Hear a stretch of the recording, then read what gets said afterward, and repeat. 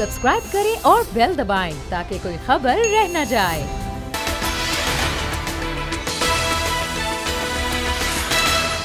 के लिए आज बहुत बड़ा दिन है। पाकिस्तान ने बहुत बड़ा आज फैसला किया है।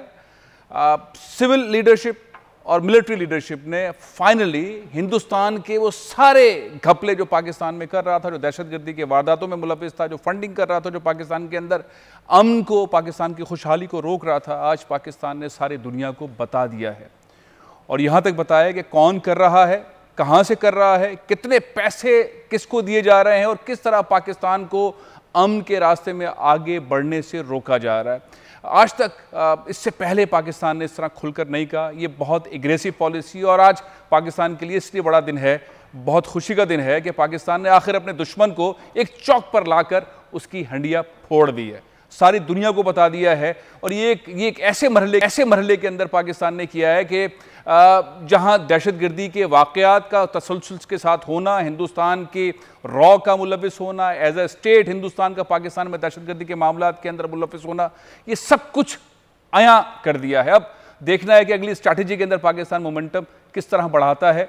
अमेरिका के अंदर नई गवर्नमेंट आने वाली है। 6 जनवरी को बाइडन की वोट्स और ट्रंप के वोट्स के बारे में पता चलेगा, और 20 जनवरी को कहा जा रहा है कि बाइडन जो है वो अमेरिका के सदर होंगे, और जो पॉलिसी हैं अमेरिका की वो किस सिमत जाएंगी। ट्रंप अभी तक मानने को तैयार नहीं है अपनी शिकस्त, लेकिन बहरहाल वक्त के साथ साथ अदालतों के थ्रू जैसे भी बाइडन के बारे में कहा जा रहा है कि वो अमेरिका के 46वें सदर होंगे। तो ऐसे सारी सूरत हाल के अंदर जो पाकिस्तान ने बेहतरीन फैसला किया। अक़वाम मुत्तहिदा के अंदर भी बहुत सारी सीट्स चेंज हुई हैं, मुख्तलिफ ममालिक के अंदर डिफरेंट किस्म के फैसले होने का सिलसिला जारी है। इस सारी सूरत हाल के अंदर जो पाकिस्तान ने फैसला किया है बहुत ज़बरदस्त है। साथ ही दुनिया के अंदर कोरोना एक बार फिर बहुत तेज़ी से बढ़ा है। कई ममालिक के अंदर कर्फ्यू लग रहे हैं। कहा जा रहा है कि बाइडन आने के बाद अमेरिका को बंद कर देंगे, और अमेरिका के अंदर एक ऐसा एनवायरनमेंट होगा जो इससे पहले नहीं देखा गया, और उसके बाद वैक्सीन आएगी, और वैक्सीन के बाद पहली कामयाबी बाइडन के ये होगी कि कोरोना का खात्मा कर दिया। लेकिन पाकिस्तान के अंदर कोरोना इस वक्त ख़तरनाक हद तक आगे बढ़ रहा है, जलसे हो रहे हैं, बहुत सारी ऐसे एक्टिविटीज़ हो रही हैं जिसके बारे में कहा जा रहा है कि यही वजूहात हैं पाकिस्तान में कोरोना के बढ़ाने की, उसके बढ़ने की। साथ ही एक बड़ी डेवलपमेंट है गिलगित बल्तिस्तान के अंदर। कल इंतखाबात हैं। इंतखाबात एक ऐसे मौके पर हो रहे हैं, हमने बहुत ज़्यादा मुख्तलिफ सियासी जमातों के लीडरान की गिलगित बल्तिस्तान के अंदर मसरूफियत देखी, बड़े जलसे देखे। पाकिस्तान पीपल्स पार्टी की टॉप लीडरशिप बिलावल भुट्टो जरदारी ने बहुत लंबा वक्त वहाँ पे गुजारा। हमने देखा मरियम नवाज साहिबा भी वहाँ तशरीफ़ ले गई, तकारीर हुई, और ज़ाहिर है PTI के भी वज़रा वहाँ तशरीफ़ ले गए। कल इंतखाबात हैं। 24 में से 23 सीटों के ऊपर इंतखाबात होंगे। 7 लाख के लगभग वोटर्स अपना हक़ इस्तेमाल करेंगे। सुबह 8 से 5 बजे तक पोलिंग होगी। सूरत हाल क्या है? अमूमन होता यह है कि जिसकी वफाक में हुकूमत होती है, गिलगित बल्तिस्तान के अवाम उन्हीं को वोट देते हैं। जब भी आज़ाद कश्मीर के अंदर भी इंतखाबात होते हैं, जिसकी वफाक में हुकूमत होती है वोट उन्हीं को मिलता है। बुनियादी तौर पर कहा जाता है कि अपोजिशन की जमात को अगर वोट देंगे तो पता नहीं वो हुकूमत में कब आएगी, फंड्स मिलेंगे, इख्तियारात फैसले होंगे नहीं होंगे, तो जिसकी हुकूमत है उसी को वोट दो ताकि हमारे मसाइल हल हों। क्या इस बार भी ऐसे ही होने जा रहा है, या जो बिलावल ने मेहनत की है कोई पासा पलट सकता है? हमारे साथ इस वक्त मौजूद अहमद खान साहब हमारे करस्पॉन्डेंट हैं, इस वक्त गिलगित से मौजूद है। नदीम साहब, अब क्या सूरत हाल है? अब चंद घंटे ही रह गए हैं, पोलिंग शुरू हो जाएगी सुबह। आप क्या देख रहे हैं? अब तक जो मेहनत की है बिलावल भुट्टो जरदारी ने, बहुत मेहनत की है, बहुत अरसे के बाद उन्हें बहुत ज़्यादा जलसे करते हुए, तकरीरें करते हुए देखा गया है, और बहुत ज़बरदस्त उन्होंने कैंपेन चलाई है। मरियम साहिबा भी तशरीफ़ लाई, वफाकी वज़रा भी तशरीफ़ लाए। किसका पलड़ा आपको भारी नजर आता है इस वक्त? जी बिल्कुल, गिलगित बल्तिस्तान में कल जो है एक तारीखी दिन है गिलगित बल्तिस्तान का, और कल 15 नवंबर को जो है गिलगित बल्तिस्तान के 24 में से 23 हल्कों में कल इंतखाबात होने जा रहे हैं। और इसमें जो है गिलगित बल्तिस्तान के 7,45,361। नदीम ये बताइए पलड़ा किसका भारी है? ये बताइए नदीम साहब, ये बताइए पलड़ा किसका भारी है? पीपल्स पार्टी का, मुस्लिम लीग नून का, या PTI का? किसको आप आगे देख रहे हैं? जी बिल्कुल, इस हवाले से कुछ इस तरह का है कि गिलगित बल्तिस्तान में ये तीनों पार्टियां जो है, अगर इनकी मेहनत देखते हैं, इनकी जो इलेक्शन कैंपेन देखते हैं, तो इसमें सूरत हाल कुछ इस तरह की है कि पीपल पार्टी के जो चेयरमैन है बिलावल भुट्टो जरदारी, वो 21 अक्टूबर से मुसलसल गिलगित बल्तिस्तान के तमाम 10 अजला में और अपने छोटे बड़े जितने हल्के हैं उनका जो है उन्होंने तफसीली जो है वहाँ पे उन्होंने जलसे जुलूस किए, कार्नर मीटिंग्स की हैं और अपनी जो कैंपेन हमने इससे पहले कभी हमने इससे पहले की तारीख में नहीं देखा गया कि इतने बड़े पॉलिटिक्स जो या जो मरकजी सतह के जो कायदीन होते हैं वो इतना लंबा वक्त जो है किसी इलाके में गुजारे हैं। तो बिलावल भुट्टो ने जो है वो डीपली जो है अपने तमाम हल्कों का विजिट किया और वो कल की जो उनकी प्रेस कॉन्फ्रेंस है जो उसमें जो उम्मीद दिखाई दे रहे थे कि हम जो है गिलगित बल्तिस्तान में, अगर उन्होंने नगर से शुकूक व शुबहात का भी इज़हार किया कि इसको जो है वो थोड़ा सा डिस्टर्ब किया जाएगा। नदीम, पलड़ा किसका भारी है सारी चीज में? बिलावल ने बहुत बड़ी कैंपेन चलाई, इसका जिक्र आप भी कर रहे हैं, मैंने भी किया। अब जो आवाम है, वहां के लोग हैं, अपोजिशन की जमात को वोट देंगे, हुकूमत की जमात को वोट देंगे, किसको आपके ख्याल में जो वहां का टेम्परेचर है लोगों का वो किस जानिब है? जी माजी में इस हवाले से कुछ इस तरह की रिवायत गिलगित बल्तिस्तान में रही है कि वफाक में जिस पार्टी की हुकूमत होती है हमेशा जो है वही पार्टी जो है गिलगित बल्तिस्तान में हुकूमत बनाने में इस बार भी ऐसे ही लग रहा है आपको? बिलावल की मेहनत, आप बिलावल की मेहनत को गिलगित बल्तिस्तान के लोग जो हैं वो वैल्यू नहीं देंगे आपके ख्याल में? उस हवाले से भी सूरत हाल, क्योंकि ये अपने तौर पे तो काफी पुरुमीद है, मगर यहाँ पे जो हम अवामी सतह पे अगर इस चीज का सर्वे करते हैं या इस मामले को देखते हैं तो हमें मुतजाद किस्म की जो है वो चीजें सामने नजर आ रही हैं। यहाँ पे कुछ हल्के हमें इस तरह की नजर आ रहे हैं कि वहाँ से हमें बड़ी तादाद में जो है पीटीआई की कामयाबी दिखाई देती है। कुछ हल्के ऐसे हैं वहाँ पे हमें जो है वो पीपल पार्टी की पोजीशन जो है वो दिखाई दे रही है, मुस्तकम दिखाई दे रही है, जहाँ पे हमें जो है मुस्लिम लीग नून की पोजीशन जो है वो दिखाई दे रही है। तो आपके बकौल ऐसा लगता है कि बड़ा टाकरा होगा, बड़ा मुकाबला होगा, सख्त मुकाबला होगा पाकिस्तान पीपल्स पार्टी, पीटीआई और मुस्लिम लीग नून के दरमियान, ऐसा ही है? जी बिल्कुल इसी तरह कांटे का मुकाबला होगा। चलें, शुक्रिया, बहुत बहुत शुक्रिया नदीम, आपसे राब्ता रहेगा, आपसे जानते रहेंगे क्या सूरत हाल है। मेरे साथ इस वक्त मौजूद हैं पाकिस्तान पीपल्स पार्टी के सीनियर रहनुमा हैं नबील गबोल साहब, स्काइप पर मेरे साथ मौजूद हैं, और अली अमीन गंडापुर साहब जो कि कैंपेन चला रहे हैं पीटीआई के रहनुमा, वो मेरे साथ मौजूद हैं, और अमीर मकाम साहब भी थोड़ी देर में मेरे साथ मौजूद होंगे। पहले नबील गबोल साहब से गुफ्तगू आगाज़ कर लेते हैं। नबील साहब, आपने बात सुनी होगी, नदीम अहमद ख़ान जो हमारे करस्पॉन्डेंट हैं गिलगित में, वो एक रिवायती बात कर रहे हैं जिसका मैंने भी जिक्र किया, सब यही जिक्र करते हैं, यही बात करते हैं कि आज़ाद कश्मीर हो या गिलगित बल्तिस्तान हो, जिसकी वफाक में हुकूमत होती है वहाँ के लोग उसी को वोट देते हैं, कोई बड़े पैमाने पर तब्दीली नहीं आती। लेकिन इस बार बहुत शानदार कैंपेन चलाई है बिलावल भुट्टो जरदारी ने, वाकई कोई तब्दीली आएगी? पाकिस्तान पीपल्स पार्टी की ज्यादा सीट्स होंगी? नबील साहब,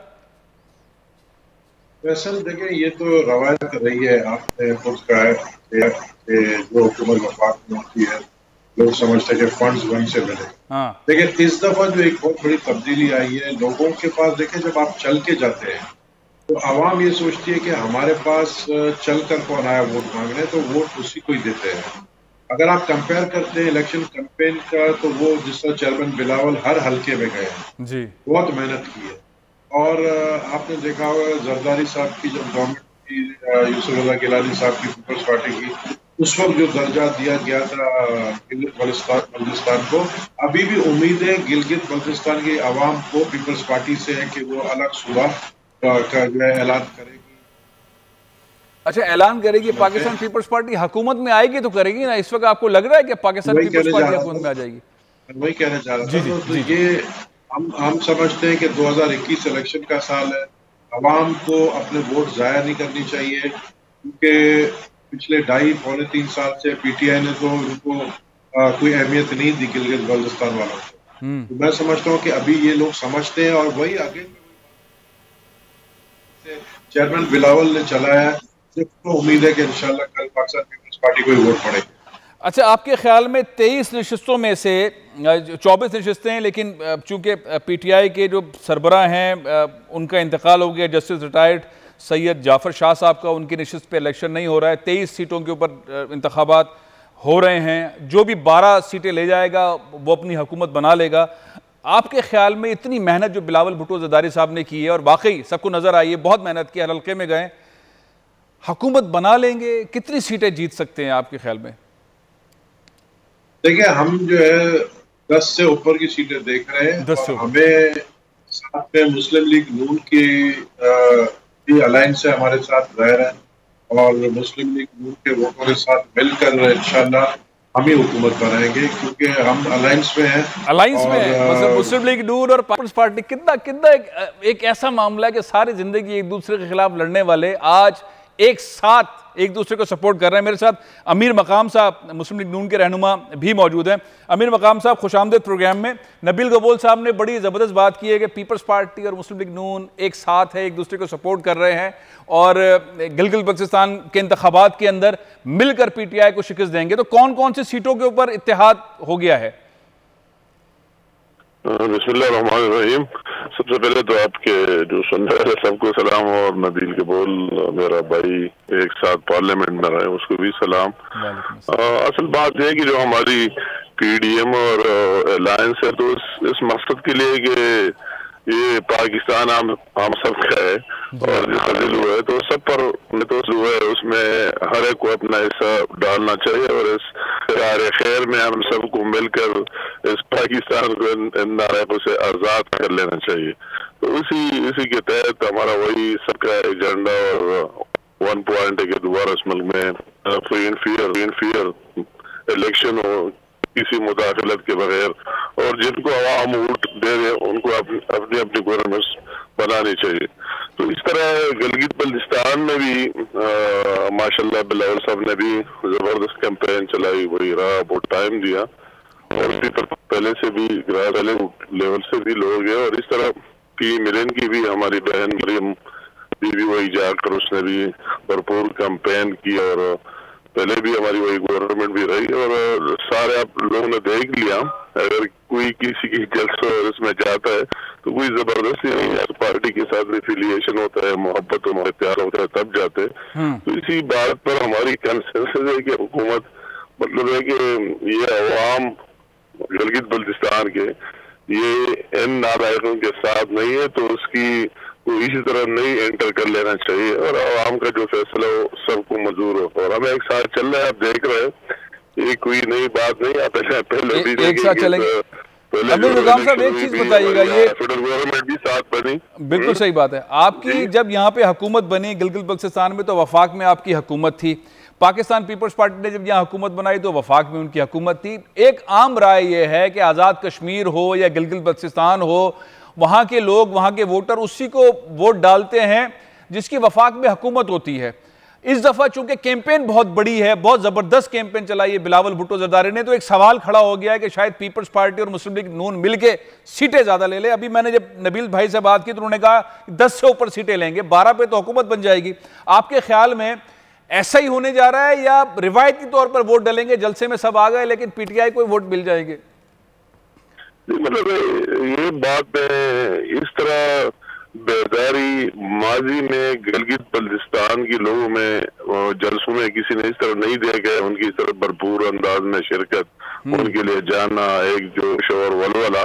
तो ये इन लोगों को वोट डालना है, ये लोग वोट डालेंगे, इसलिए हम तवक्को रखते हैं, बल्कि हमें यकीन है कि इंशाअल्लाह ताला इन पार्टी को मिलेंगे और ठीक ठाक मिलेंगे, और ठीक ठाक इन भी किया, और उनके साथ लोग भी और नजर भी आ रहा है। अच्छा, ये बताइएगा कि आप मुस्लिम लीग नून बगैर वही भी प्लीज, वो जो वही गए उनके वजीर, उन्होंने बगैर गालियां देने के और कोई काम ही नहीं किया, न लोगों को कोई मंशूर दिया है, न कोई प्रोग्राम दिया है।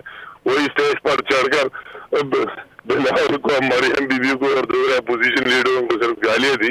तो लोगों ने देख लिया, अगर पाकिस्तान में इस तरह नालायक लोग हैं, तो गिलगित बल्तिस्तान भी पाकिस्तान का हिस्सा है, तो इनमें उनका भी फर्ज बनता है कि अपना हिस्सा डाल के नालायकों को मैसेज दे रहे कि पाकिस्तानी आपके साथ किसी कोने में हो नहीं है।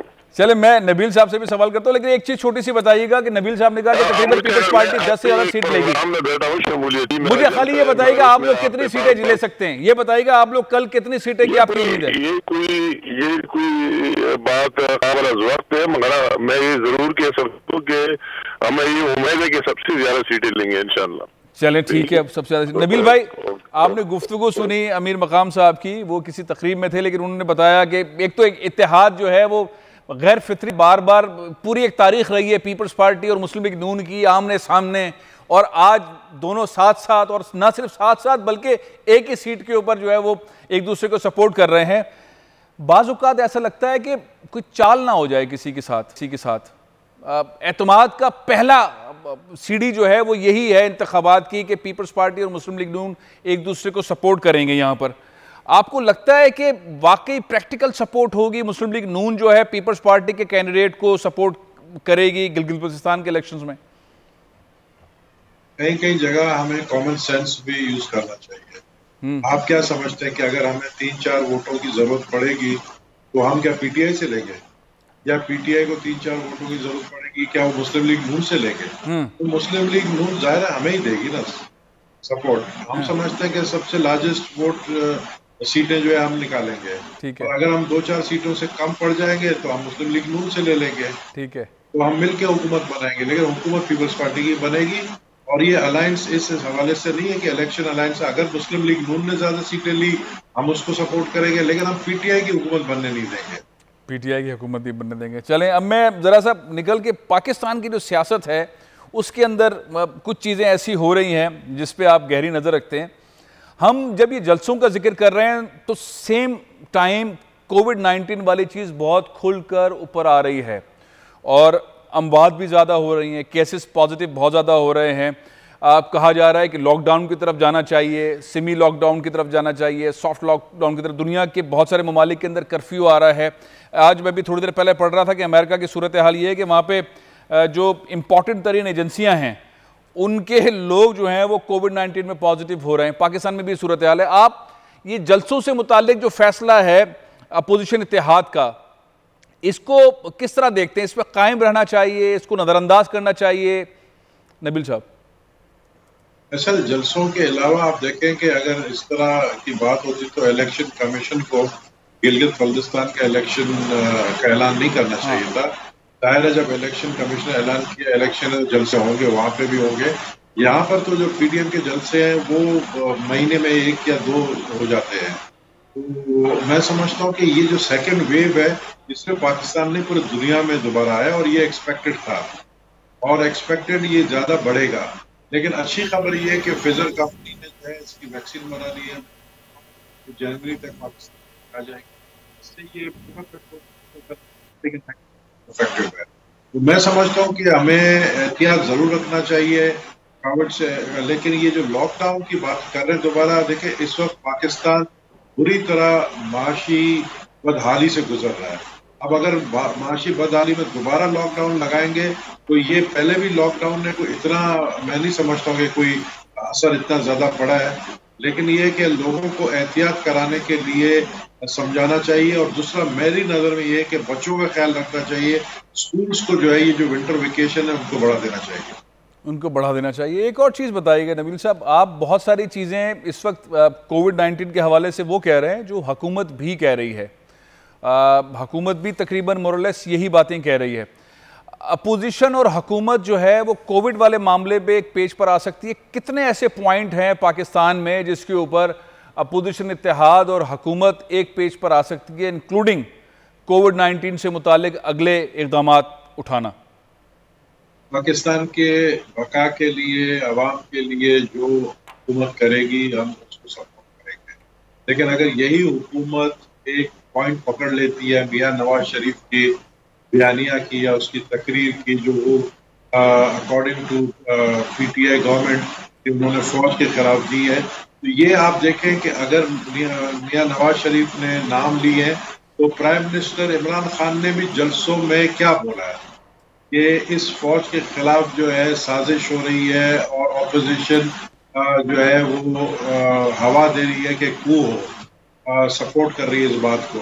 मैं समझता हूँ ये एक डेंजरस स्टेटमेंट है, और इस तरीके से एक प्राइम मिनिस्टर को बात नहीं करना चाहिए। कि अगर एक गलती साबिक प्राइम मिनिस्टर ने की है, हम समझते हैं कि नाम नहीं लेना चाहिए। हम भी इस बात पर, हमने चेयरमैन बिलावल ने बात की है कि उनके लिए भी बड़ा एक शौक था जब उन्होंने एक जलसे में नवाज शरीफ साहब ने नाम लिया हमारे हमारे फौज के सिपा सालार का और दूसरे जनरल्स का, तो नाम नहीं लेना चाहिए। और जब हम स्टैब्लिशमेंट की बात करते हैं, हम कहते हैं स्टैब्लिशमेंट, और स्टैब्लिशमेंट में सिर्फ हमारे इदारे नहीं आते, गैर मुल्की कुव्वतें भी आती हैं।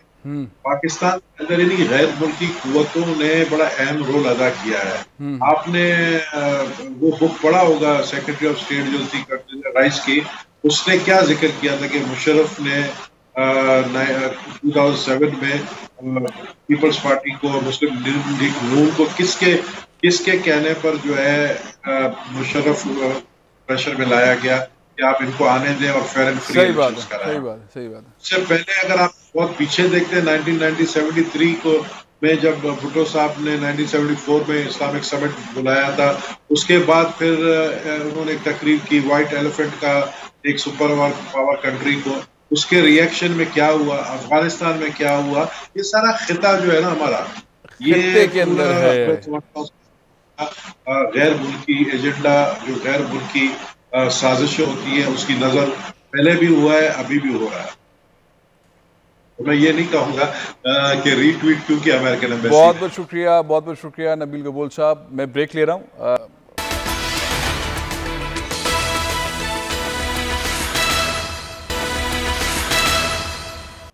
Welcome back. अमेरिका के इंतखाबात हो गए, नताइज मुकम्मल तौर पर नहीं आए हैं, लेकिन जो बाइडन बहुत आगे हैं और 46वें सदर बनने जा रहे हैं।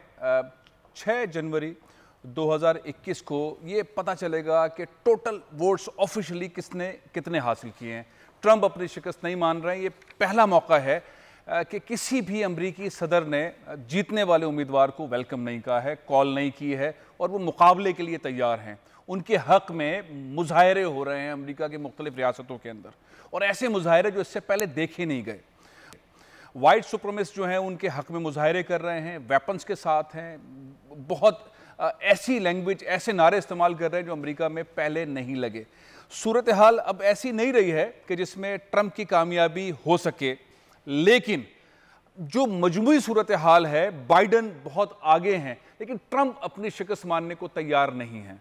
इस सारी सूरत हाल में दुनिया के अंदर एक नई बहस छिड़ी हुई है अमेरिका के जमहूरी निज़ाम से मुतालिक। ट्रंप की जो तकारीर हैं, जो उनकी प्रेस कॉन्फ्रेंसेस हैं, उन्होंने एक पूरा ढांचा अमेरिका की जमहूरियत का उसे खोखला साबित किया है। ऐसे ऐसे इल्ज़ामात लगाए जो इससे पहले कभी अमेरिका के बारे में नहीं देखे गए, नहीं सुने गए, और बार बार उसका सिलसिला जारी है। इस सारे सिनेरियो के अंदर जो इंतखाबात के अंदर एक मज़बूत पहलू था, वो मुसलमानों से मुतालिक और वो ख़ास तौर पे पाकिस्तानी अमेरिकन से मुतालिक बड़े खुल के पाकिस्तानियों ने इस पूरे इंतखाबात के अंदर बड़ा ज़बरदस्त रोल प्ले किया। ज़्यादातर पाकिस्तानी अमेरिकन बाइडन के साइड पर थे, जो बाइडन की कैंपेन में थे, जो बाइडन उनको वेलकम भी किया। बाइडन की बहुत सारी तकारीर के अंदर बहुत खुलकर रसूलुल्लाह सल्लल्लाहु अलैहि वसल्लम से मुतालिक जो उनकी अहादीस थी वो तकारीर के अंदर कोट की गई, उन्होंने वेलकम किया। मुस्लिम फॉर बाइडन उन्होंने बनाई, उसमें बहुत सारे मुसलमान की चेयर के तौर पर नामजद किया। एक बहुत बड़ा और फैसला हुआ, उसके अंदर पाकिस्तानी फॉर बाइडन भी बनाई गई, पाकिस्तानियों को अट्रैक्ट किया गया। और दूसरी जानिब ट्रंप ने ना सिर्फ मुसलमानों से मुतालिक बल्कि पाकिस्तानियों से मुतालिक भी, एशियन से मुतालिक भी मुख्तलिफ पहलू जो थे वो ऐसे नफरत अंगेज़ किए जिससे जाहिर है कि सारी क़ुव्वत ब्लैक्स की और ब्राउन्स की वो एक साइड पर थी, बाइडन के साइड पर थी। अब मामला ये है कि पाकिस्तानियों को बहुत ज़्यादा उम्मीद हो चली थी। मेरे साथ इस वक्त प्रोग्राम में मौजूद हैं ताहिर जावेद साहब। ताहिर जावेद साहब से गुफ्तगू करने से पहले मैं आपको कुछ चीज़ें दिखाना चाहता हूँ कि बहुत ज़्यादा जोर लगाया पाकिस्तानियों ने, शानदार जोर लगाया, और ये उम्मीद रख ली कि अब जो बाइडन एडमिनिस्ट्रेशन है वो पाकिस्तानी अमेरिकन को स्पेस देगी, और जो गवर्नमेंट की फॉर्मेशन है उसके अंदर पाकिस्तान को आहिस्ता आहिस्ता रोल मिलता जाएगा, पाकिस्तानियों को रोल मिलेगा। उम्मीद ये है कि इंतखाबात के सिलसिले में, इलेक्शन के मामलात में, सिविल एडमिनिस्ट्रेशन के मामलात के अंदर अमेरिकन पाकिस्तानी अपनी पोजीशंस लेते जाएंगे। यही उम्मीद, मैं जब अमेरिका में था तो मैंने बहुत सारे पाकिस्तानियों सुनी, लेकिन एक शीट में अभी आपको दिखाना जा रहा हूं जो गवर्नमेंट बनाने वाली इस वक्त टीम बाइडन ने बनाई है। उसके अंदर बहुत सारे लोग हैं, मुख्तलिफ सब्जेक्ट पे हैं। पाकिस्तानी पहली बार टेबल पर भी हैं, इनपुट भी दे रहे हैं, सिस्टम जारी है। लेकिन 20 रुकनी में आपको ये जो दिखा रहा हूं शीट, ये 20 इंडियंस हैं। ये बाइडन की मेन टीम के अंदर है, जो ट्रांजिशन टीम, जो गवर्नमेंट बनाने वाली टीम है, जो सिलेक्शन के अंदर काम कर रही है, उसमें बहुत इंपॉर्टेंट महकमों के अंदर ये इंडियंस हैं और ये गवर्नमेंट बना रहे हैं। और मैंने बहुत छानने की कोशिश की, बहुत सारी उम्मीदें थी कि पाकिस्तानी इसको टेबल पर रखा जाएगा, टेबल पर होंगे, तस्वीरें खाली नहीं खिंचवा रहे होंगे बाइडन के साथ, बल्कि गवर्नमेंट वाले रोल के अंदर होंगे। कहा जा रहा है कि पाकिस्तानी इसको भी मौका दिया जाएगा, लेकिन फिलहाल जो पहली लिस्ट आई है उस लिस्ट के अंदर ज़्यादातर इंडियंस हैं। ये लिस्ट जो मैंने आपको दिखाई है इसमें 20 लोग इंडियन हैं। डिपार्टमेंट्स भी मैं आपको बताता हूँ। रोहिल गुप्ता साहब हैं, office for national drug control policy के डिपार्टमेंट के अंदर हैं। रमेश साहब हैं, एनर्जी और न्यूक्लियर रेगुलेटरी कमीशन के अंदर हैं। डिपार्टमेंट ऑफ कॉमर्स एंड के अंदर जो में बहुत सारे डिपार्टमेंट आपको नज़र आ रहे होंगे इसके अंदर, जिसके अंदर आपको इंडियंस जो हैं। डिपार्टमेंट ऑफ लेबर के अंदर 2 इंडियंस हैं। फेडरल रिजर्व के अंदर जो है वो 2-3 इंडियंस हैं। तो पाकिस्तानीज़ कहाँ हैं? पाकिस्तानीज़ के साथ जो वादे हुए थे, कहीं ऐसा तो नहीं है ट्रक की बत्ती के पीछे वाला मामला कि पैसा भी दे दो, 3.5 मिलियन फंड रेजिंग की गई, पैसा दे दिया, कैंपेन लगाई गई, मुस्लिम फॉर बाइडन के अंदर बहुत सारे पाकिस्तानीज़ को चेयर दी गई और इसके साथ साथ पाकिस्तानी फॉर बाइडन बनाई गई, उसके अंदर बड़ा अहम रोल लिया गया। सारी सूरत हाल के बावजूद पाकिस्तानी इस वक्त कहीं नहीं है। इंपॉर्टेंट मामला है, सवालात करते हैं। मेरे साथ इस वक्त मौजूद हैं ताहिर जावेद साहब, मुस्लिम फॉर बाइडन के चेयर हैं, पाकिस्तानी बिजनेस टाइकून हैं। पहला सवाल मैं आपसे कर लेता हूं, कैसे हैं आप? खैरियत से हैं? ताहिर जावेद साहब, आपको मेरी आवाज़ आ रही है? ये बताइए कि जीत तो गए बाइडन, अब उनकी जीत यकीनी है, लेकिन हम क्या देखें कि सारी सूरत हाल में पाकिस्तानी अमेरिकन को क्या हासिल होगा, क्या मिलेगा, क्या उनके हाथ आएगा? जी देखें, बाइडन की जो विक्ट्री है मैं उसको डेडिकेट करता हूँ कि it's a victory of all the Muslims जो अमेरिका के अंदर रहते हैं। It's a victory of all the Pakistani American जो यहाँ पे इस मुल्क के अंदर रहते हैं। हमारी पाकिस्तानियों के अंदर 90% प्लस जो बाइडन के सपोर्ट कर रहे थे और मुसलमानों के अंदर भी 85% प्लस जो बाइडन की सपोर्ट कर रहे थे। So when you see as a big, group of small ethnicities are going after one person, so ये हमारी जीत हुई। So ये सब मुसलमान जो इस मुल्क में रहते हैं उनकी जीत है और ये जो सब पाकिस्तानी यहाँ पे रहते हैं, तो मैं I'll call that कि yes ये उन सब की जीत है और उन सब को एक and I see moving forward they will have a very good role। अच्छी बात है। अच्छा ये बताएं कि जब 4 साला दौर अब बाइडन का शुरू होगा उसमें पाकिस्तानी अमेरिकन क्या हासिल कर सकें? अभी मैं ये बात नहीं कर रहा कि पाकिस्तान को क्या मिलेगा, अभी तो सबसे बड़ी स्ट्रगल ये थी कि इमिग्रेशन लॉज बहुत मुख्तलिफ हुए, बड़ी पाबंदियों वाला मामला था, बहुत सारे पाकिस्तानी को वापस भेजा जो वहाँ फंसे हुए, उनके बड़े इमिग्रेंट लॉ ट्रम्प ने बड़ी सख्तियाँ कर दी थी। इन 4 सालों के अंदर हम क्या हासिल करेंगे? अमेरिकन पाकिस्तानी के हाथ में आएगा क्या? बाइडन के लिए इतनी कुर्बानियाँ दी, इन द एंड क्या मिलेगा? देखिए जी, पाकिस्तानी अमेरिकन बाइडन के 4 साल में क्या हासिल करेंगे, इस क्वेश्चन का तो मैं आपको सिर्फ ये कह सकता हूँ कि फर्स्ट ऑफ ऑल हम लोगों को we not on the table period. We should put ourselves, our kids, our next generation on the table. We should get involved in politics. We should get involved in decision making. We should get involved in policy making. We should get involved, period, on the Hill. And so in next 4 years, I see a lot of empowerment of our people in DC, and that's the major goal for not just a Pakistani American, for Muslim American, to make sure we are way behind versus so many other nations. आप Indians को ले लें, आप Jewish community को ले लें, even Latin community or African American, they are way ahead of us. Of course, they are in this country for years and years and years. We are just still a new, kind of like our total history is 50 years.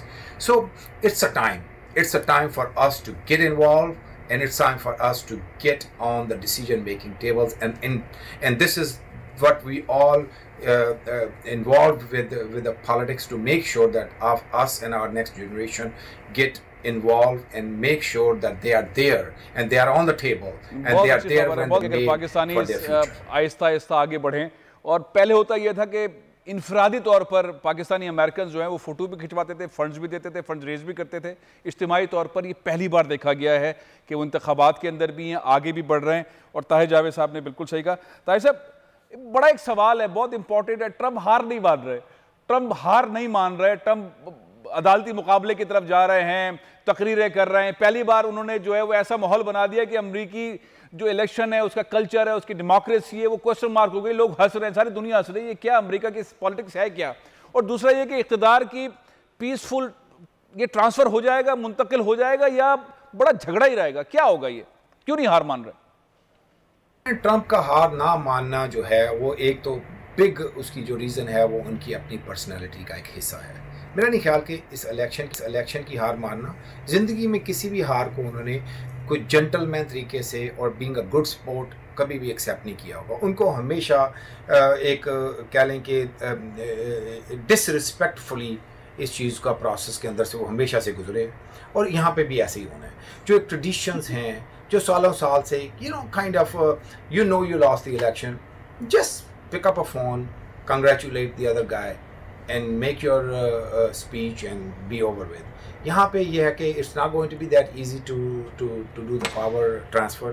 इसके अंदर supreme court भी involve होगी, इसमें recounting भी involve होगी, इसमें so many other process से हमें गुजरना पड़े, सब matter of 30-40 days.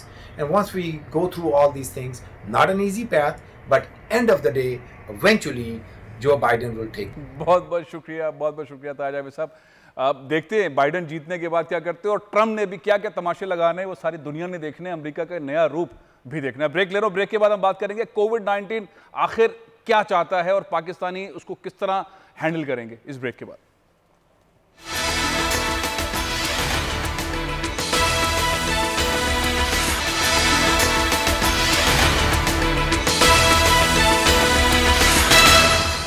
कोरोना ने एक बार खतरे की घंटी फिर बजा दी है। केसेस में इजाफा हो रहा है, अमवात हो रही हैं, सोशल मीडिया के ऊपर मुसलसल तस्वीर आ रही हैं। इसकी वालिदा का इंतकाल हो गया, उनके दादा का इंतकाल हो गया, उनके वालिद का इंतकाल हो गया, उनकी बहन का इंतकाल हो गया, और हम जलसे देख रहे हैं, जुलूस देख रहे हैं, भीड़ देख रहे हैं। हुकूमत प्लान कर रही है क्या किया जाए, और एक तरफ ये सूरत हाल है, दूसरी तरफ लापरवाही की चैंपियनशिप पाकिस्तान ने जीत ली है, कोई मास्क वाला नज़र नहीं आता। अब किस तरफ जा रहे हैं, ये बढ़ेगा और बढ़ेगा। हम पहले वाले फेज में तो अच्छी तरह निकल गए, दूसरे वाले फेज में क्या होगा। मेरे साथ डॉक्टर कैसर सजाद साहब मौजूद हैं। अस्सलाम वालेकुम डॉक्टर साहब। अस्सलाम वालेकुम डॉक्टर साहब, आवाज आ रही है आपको? जी वालेकुम अस्सलाम। जी फैसल कैसे हैं आप? डॉक्टर साहब, पहले राउंड के अंदर तो अल्लाह ताला ने बचा लिया, लोग हैरान थे पाकिस्तान में क्या हिकमत अमली हुई नहीं हुआ, लेकिन दूसरे वाले राउंड के अंदर केसेस बढ़ते जा रहे हैं, अमवात हो रही हैं, लापरवाही की चैंपियनशिप पाकिस्तानी जीत रहे हैं। क्या होगा, क्या किया जाए? बिस्मिल्लाहिर्रहमानिर्रहीम, बहुत शुक्रिया आपका। देखिए, ये डे 1 से हमारे यहाँ कुछ सीरियस तरीके से कोरोना वायरस को नहीं लिया गया, और आज दिन तक बहुत ही लापरवाही का मुजाहरा किया जा रहा है। हर तरफ आप जहां भी चले जाएं, हर जगह पे हमें अफसोस है कि बहुत दिनों से हम ये कह रहे थे कि मजमा लगाना जो है ये कोरोना वायरस को दावत देने के मुतरातिब है, लेकिन हो नहीं रहा था। हर आदमी जलसा जुलूस, और जहां जहां मौका लोग शादी ब्याह में, मार्केटों में, कहीं पर भी एहतियाती तदाबीर नहीं अपना रहे थे। हमें बड़े अफसोस है, जिसका नतीजा यही निकला है कि अब इतनी तेजी से इसके मरीजों में इजाफा हो रहा है, और साथ साथ अमवात भी बहुत तेजी से बढ़ रहे हैं। अब क्या होगा? देखिए कि आप देखिए अब होगा ये कि इसमें बहुत तेजी से इजाफा होगा, और लगता ये है कि हुकूमत तो लॉकडाउन करेगी नहीं, लेकिन लोगों के जब खुद के प्यारे दुलारे जब इंतकाल करना शुरू हो जाएंगे या बीमार होना शुरू हो जाएंगे, तो फिर वो खुद से करके बहुत ही परेशान बहुत होगी।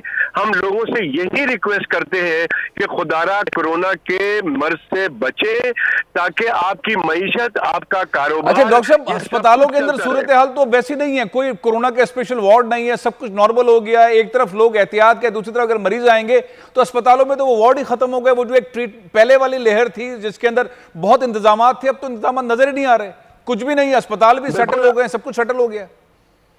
जी हाँ, बिल्कुल आप सही कह रहे हैं। अस्पताल के अंदर सिर्फ वेंटिलेटर जो है वो कोरोना के लिए रखे गए हैं जो डेजिग्नेटेड हॉस्पिटल्स हैं, लेकिन वैसे मरीज जो है वो तमाम कुछ जगह पे आइसोलेट करके कोरोना के मरीज रखे जा रहे हैं। लेकिन अगर खुदा ना खास्ता ऐसी सूरत हाल नहीं आई है, हॉस्पिटल नहीं है, लेकिन जो हम देख रहे हैं कि अगले 2 हफ्ते में 3 हफ्ते में बहुत ज्यादा हॉस्पिटल पे लोड पड़ेगा, पे लोड पड़ेगा।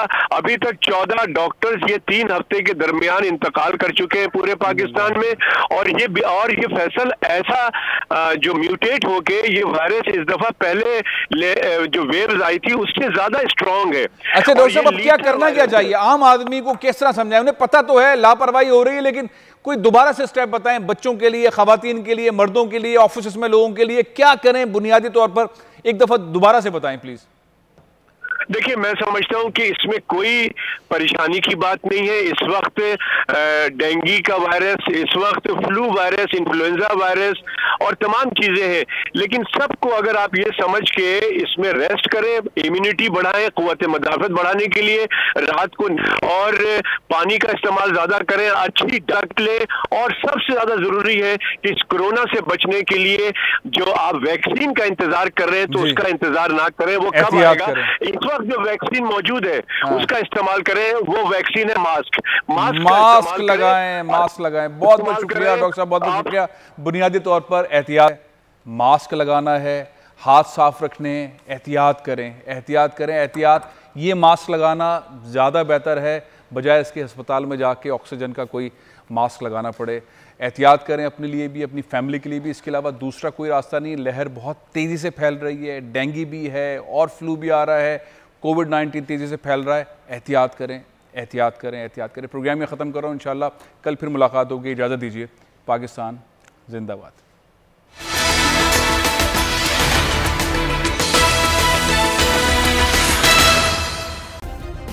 सब्सक्राइब करें और बेल दबाएं ताकि कोई खबर रह न जाए।